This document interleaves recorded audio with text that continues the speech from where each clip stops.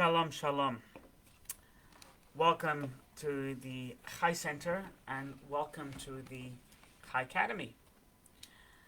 We are at the tail end of the Holocaust series. The Holocaust series is we've been doing this, giving classes, probably about 15, 20 classes on the Holocaust from the beginning, the inception, the execution, the fallout, the damage, etc. And we're getting close to the end. Each class, by the way, is encapsulated, so you may see this class and still have a full grasp, even if you have not seen the previous ones. If you would like to see previous classes, or if you would like to follow us, you may do so by going to youtube.com and putting in the Chai Academy. Alternatively, you can go to thechaicenter.com/academy. Today's class is called the 614th commandment. I didn't coin that phrase, as we'll see. So I think no single event in the past 2,000 years of Jewish history has really shaken the faith of so many people as the Holocaust. Right? Because of it, many people, especially when it first happened, many people have turned their back on the Jewish faith. They said, you know what? It's not safe to be Jewish. It's not politically expedient to be Jewish. It is not. The price is too high. So there were Holocaust survivors, and they came to the new country who basically just threw it all in. They chucked it all away, and they said, you know what? We're going to start a new life, and we're going to change our name from Moskowitz to Moscow. And we're going to change our name from, Burnbound to Burns, and we're going to we're going to be white Anglo-Saxon Protestants, we're going to be agnostics, etc., etc. And they tried to hide from their kids. They tried to hide from the kids the knowledge about their Jewish background. Others, by the way, have concluded, and they've done the same thing, but they've come to a different conclusion. They said that forget about safe schmafe. They said that how could God allow it? Right? So they believe in God. So the first case, maybe, become agnostic and not sure, etc., etc. So they believe in God, but how could God allow it? And God, who allowed it, is not deserving of me. So right? Then you have others, by the way, who, because of the Holocaust, have become more fervent in their faith. To me personally, Yaakov Sachs, this is the individual, not Rabbi Yaakov Sachs, Yaakov Sachs. When somebody tells me, and there's less and less of them, obviously, I'm not talking about generation 2, but when a Holocaust survivor ever told me, or someone, he may not have been in a camp, he could have been in a DP camp, or he could have had his life as hell for the first 15 years of his or her life, tells me that no, I am not going to have anything to do with Judaism because I was in Auschwitz for 3.5 years. Me, I'm silent. I don't judge them. I don't judge anyway. Try not to judge. I judge bigots, anti-Semites. But to me, I'm not going to say a word. It's not for me. I grew up in a cushy lifestyle. May not have always been so easy, and financial difficulties growing up, but far be it from me to tell somebody, what do you mean you've given up a God? The Holocaust. You're alive, aren't you? It's not for me. I cannot, must not.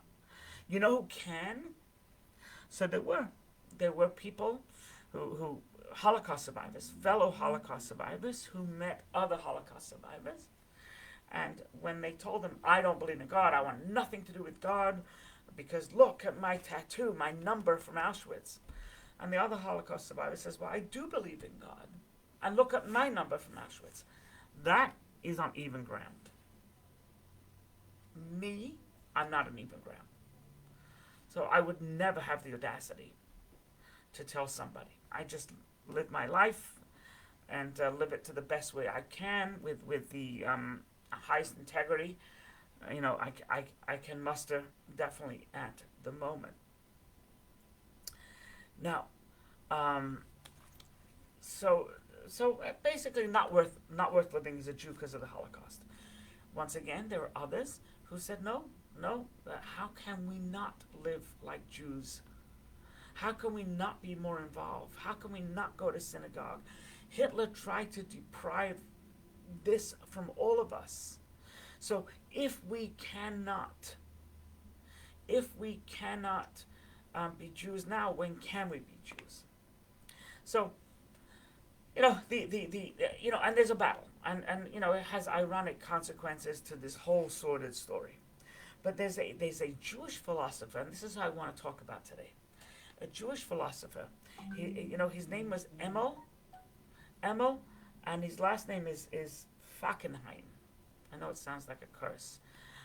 Emil Fackenheim. But this is what he said. He said that Jews who stop being Jewish as a result of the Holocaust are carrying on Hitler's mission. Now, believe me, he was attacked for this. But here's his point. The Nazi dream was to be rid of the world as Jews, and by extension, Judaism.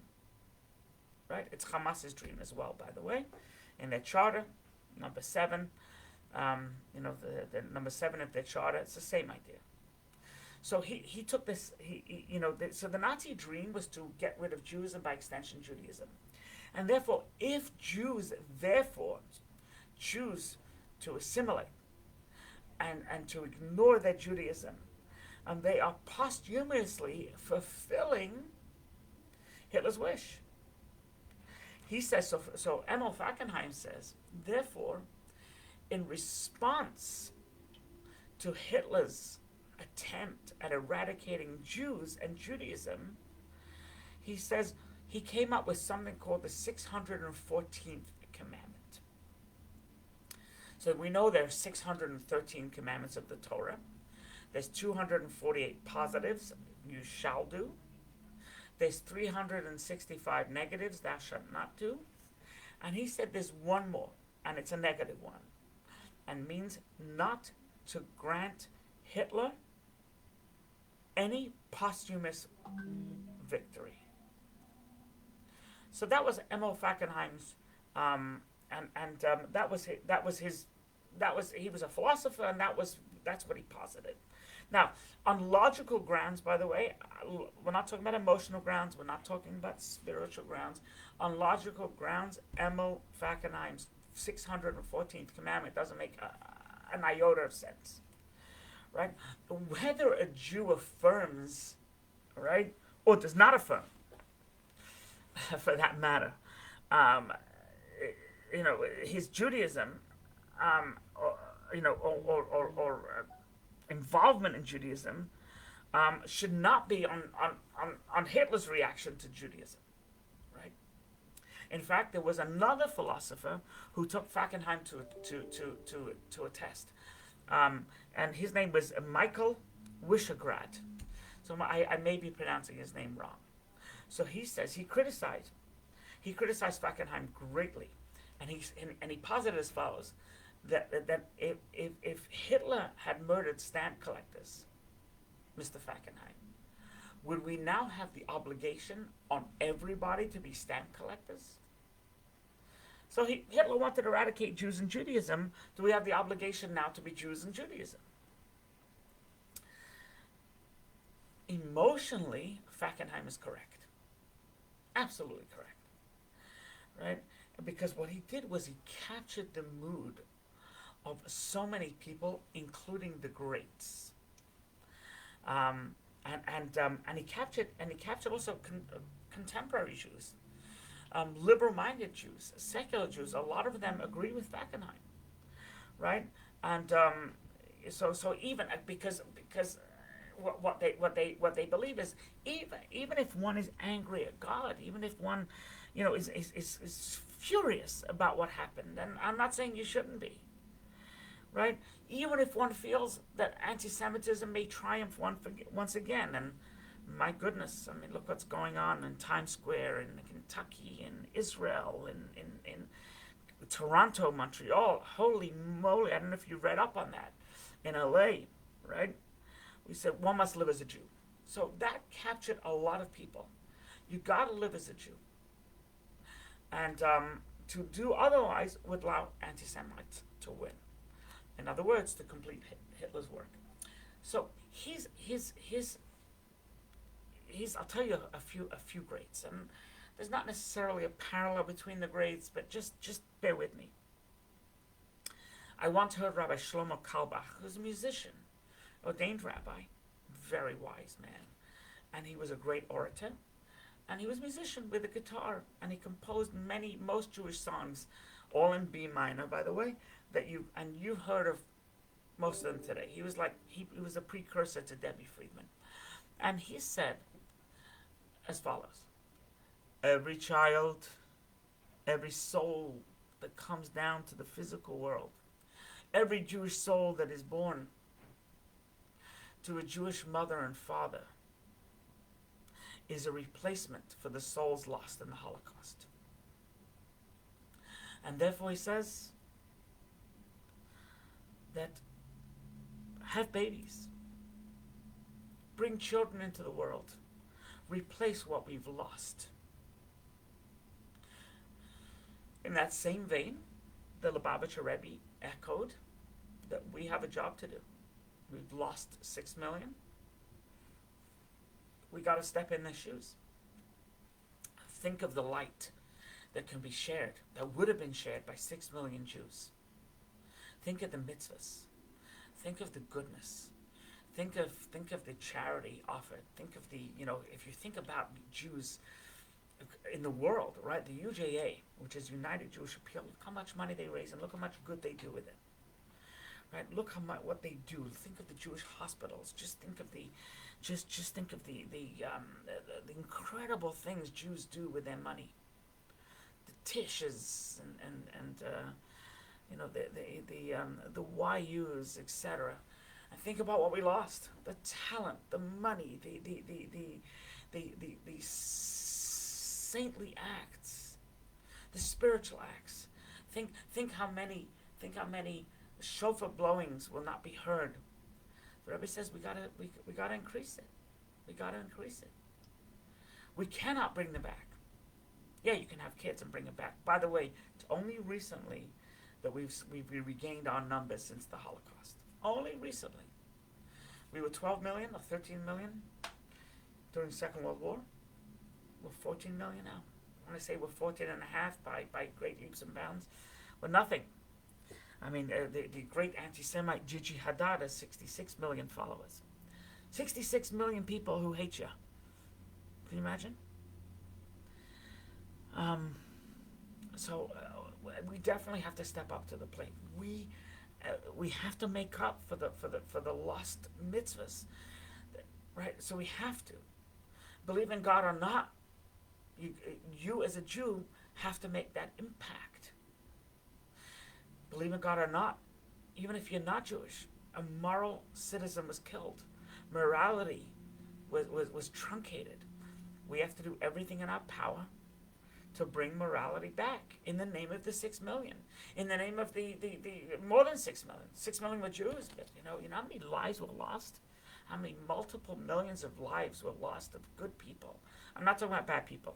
Give rats behind. But good people. So Fackenheim has. I side with Fackenheim. I do not side. With Wishograd. Right, and the Rebbe sides with Fackenheim, and so does Shlomo Kalbach, and there are plenty of others. Once again, it's there was a story. There's a story about somebody who wrote into the Rebbe, and he says, Rebbe, I haven't kept kosher. I'm a man of 47 years old. I haven't kept kosher until a couple of months ago. How do I make up for that? How do I, for 47 years, so I'm going to live, Rebbe, I'll live to 90. Most of my life I ate pork, and most of my life I ate, and I wasn't supposed to, and Some of it I knew, some of it I didn't. How do I make up for it? What the Rebbe responded was brilliant. It was hopeful. It was insightful. It was a breath of fresh air. It was a candle in a dark room. Right? I was about to say candle in the wind, but that's Elton John. The Rebbe said, first of all, you can't look back. You can only look forward. It's where you are on the rung of the ladder, looking up or looking down. You're looking up. That's way more important than someone who's loftier than you looking down, because they're looking down. Secondly, the Rebbe says, if you can inspire one person to start keeping kosher, the days, weeks, months, and years that they keep kosher are now under your belt as well. You can make up for those 47 years. You can make up for that time lost by inspiring others. So that's kosher's very a religious thing. 6 million Jews were not given the opportunity to give charity. Give an extra dollar for them. Inspire someone else to give an extra dollar for them. Right? Do not let Hitler have a posthumous victory. Be proud of who you are. Be proud of Israel. If you're a Gentile, be proud of the Jew. Be proud of what the Jew seeks to accomplish. I always say this, that if you're walking in a dark alley and 3 Jewish people with kippahs on the head walk towards you, you know 1,000%, 1,000,000% they mean you no harm. That is the Jew. We abhor violence. We only want good. Do we mess up? Of course. Do I mess up? Of course. But ultimately, our DNA, the worst thing we could do to the Nazis after, the biggest revenge is, I'm not buying a German car. We don't want blood. I'm not buying a German car because the Mercedes and Daimler-Benz and were Nazis. Volkswagen were Nazis. Right?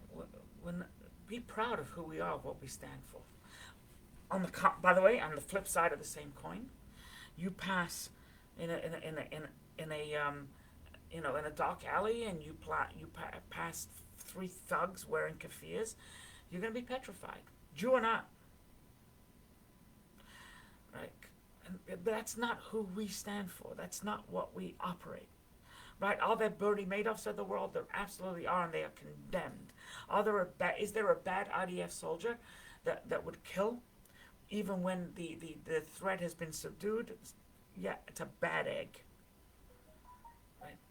So what we need to do, Jews, non-Jews, moral people, is do not let Hitler and people like Hitler be victorious. Fight evil. Be vocal for good. Be your voice for good in your community, in your town, in your city, in your county, in your state, in your country, on your block, for crying out loud. Be that voice for good. Be the voice of the 6 million that lost their voice, of the 50 million that were snuffed out because of some madman's vision of world power. Be hopeful. Be inspired. And do a good deed.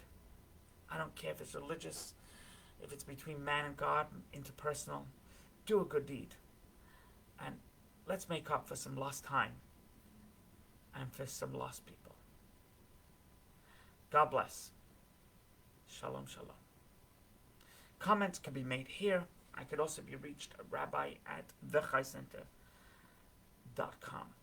We'll be starting a new course, by the way. The new course will be, I'm thinking of leaning towards famous Jewish personalities that taught us things, Rav Kook, Theodore Herzl, Ben Gurion, Elie Wiesel, Yaakov Sachs. God bless.